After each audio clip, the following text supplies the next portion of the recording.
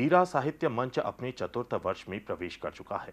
प्रतिवर्ष अनुसार इस वर्ष भी पुस्तक विमोचन का आयोजन किया गया। साथ ही वरिष्ठ जन से मार्गदर्शन और साहित्य की रचना, लघु कथा लेखन पर आमंत्रित अतिथियों से मार्गदर्शन भी लिया गया।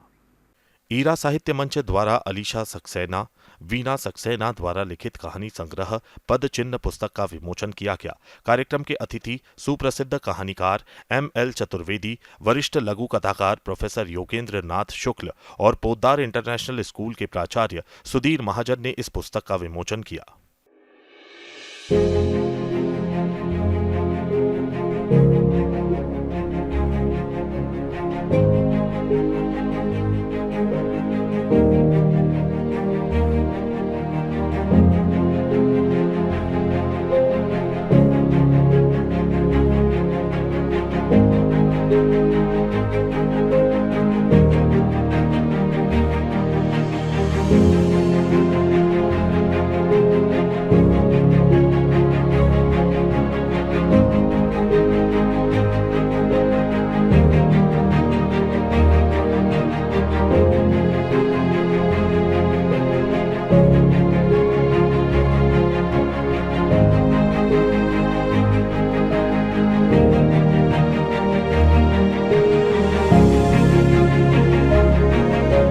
इस अवसर पर अतिथियों ने भी अपने विचार रखे कि किताब का यहाँ पर विमोचन हुआ है।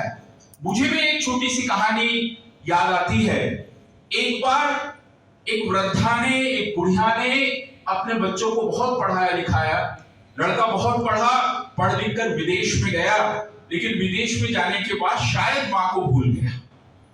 जितनी कुछ पूंजी उनके पास बची थी, उस पूंजी के माध्यम से उन्होंने जीवन निर्वाह किया। लेकिन जब पूंजी खत्म हो गई तो फिर अपने पड़ोसी के पास से कुछ आर्थिक सहायता मांगने की आवश्यकता पड़ी।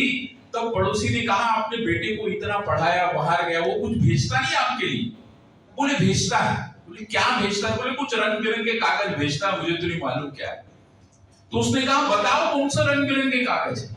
वो घर में लेके गई, कागज रंग बिरंगे वहां पे टांगे हुए थे। तो उसने कहा, ये रंग बिरंगे कागज नहीं, ये बैंक के ड्राफ्ट है। अब चूंकि महिला को, उस वृद्धा को मालूम ही नहीं कि ये ड्राफ्ट है, बैंक में जाऊंगी मुझे पैसे मिलेंगे, तो उसकी आर्थिक दयनीय स्थिति है। सर ठीक वैसे ही समाज की आज दैनिक स्थिति है।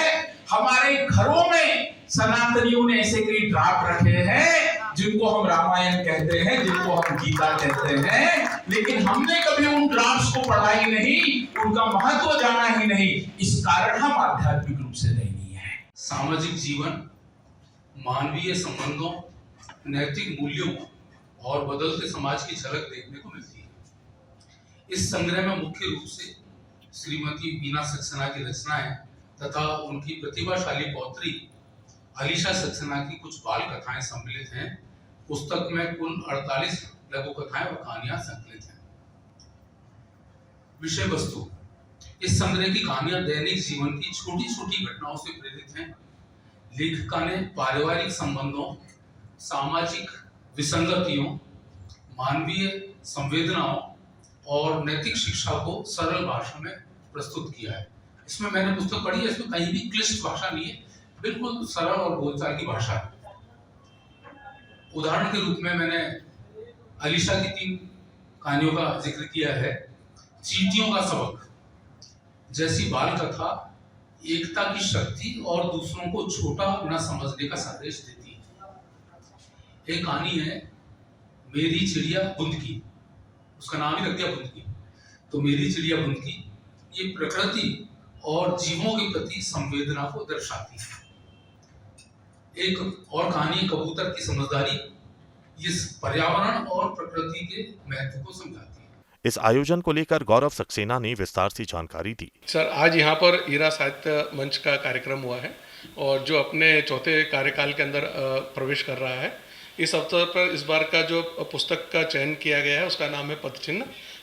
श्रीमती वीणा सक्सेना और सुश्री अलीशा सक्सेना द्वारा ये पुस्तक को लिखी गई है। इस पुस्तक के अंदर लघु कथाओं का समायोजन किया गया जो कि काफ़ी रोचक और रुचिपूर्ण है और साथ ही एक गहरा संदेश भी देती है समाज के लिए। क्या संदेश देती है? सर इसमें बच्चों के जो बचपन का जो अपना रहता है, किस तरीके से आज जो न अपना डिजिटल एरिया के अंदर हम लोग जैसे बदलते जा रहे हैं, तो कैसे जो अपने ग्रामीण परिवेश और अपने जो घर की जो अपने मूल्य रहते हैं उनको किस तरीके से जुड़ा जा सके।